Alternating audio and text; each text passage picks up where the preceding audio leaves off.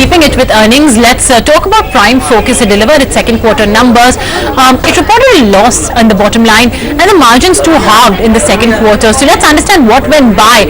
Nishant Fadia, the CFO of Prime Focus, has been patiently waiting by to answer all of these questions. Mr. Fadia, good afternoon. Thanks so much for joining in on ET Now, being patient with us.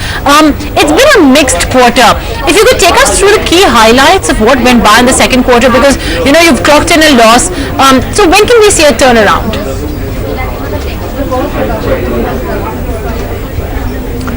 Hi, thanks for having me. I think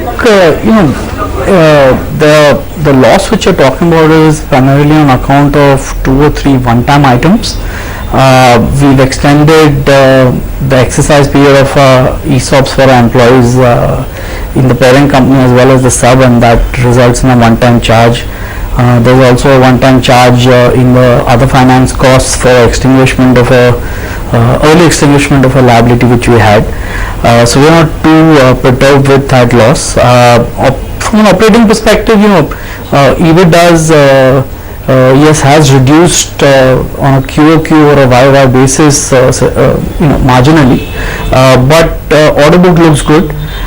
We worked on, in our creative services business, we worked on the last Mission Impossible which came out, Ant-Man, First Man, which also just released, and we have a good few projects in the pipeline, like the next Wonder Woman, the next Godzilla, the next Avengers series. So from an operating perspective, we're pretty, in fact, we have a reasonably good feeling about the next few quarters.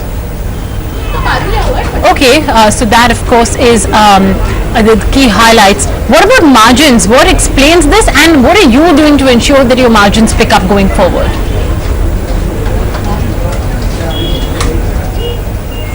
So, I think from the margin, particularly in this quarter, is traditionally a smaller, a slower quarter for us, owing to the large sort of summer breaks in the European and the US markets. But, our like I was mentioning, order book is pretty good, so we do expect margins to pick up.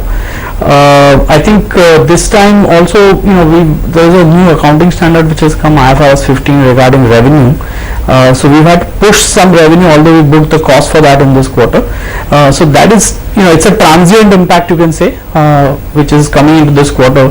But again, like I said, we expect to fully catch up on these margins on a year-to-date basis. Creative Services Division, what can we expect in terms of CAGR over there? If you could just give us a ballpark figure, because that as well is quite an important segment for you.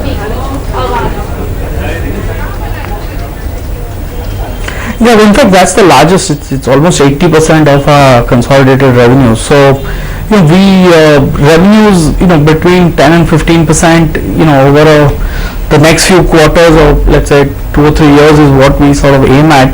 But more importantly, margin expansion, because we have a large cost base in India, and we want to make sure that more and more work comes to India, which obviously will help with margins.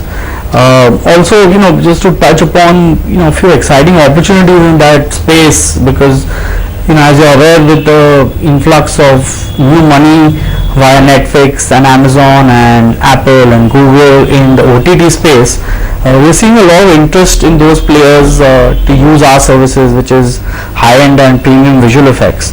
And that content anyway typically lends itself to visual effects. So, we're very excited about the next, to see how the space actually unfolds with those players coming into the market.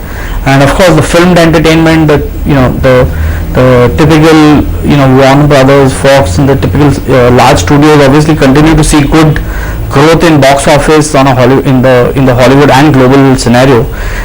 So right now we feel confident that that division will continue to grow at a good clip. Okay, that's good to hear.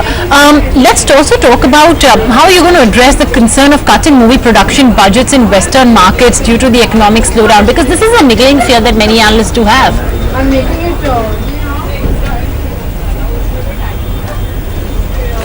Can you say that last part again? I couldn't get you. I want to talk to you about the cut in movie production budgets in the Western markets. Is this a concern that you have? Because a lot of analysts have been pointing to that.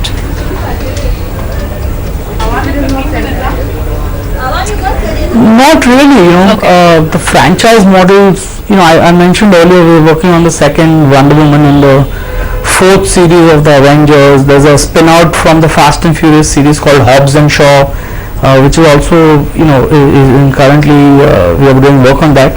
So, we don't see that particularly.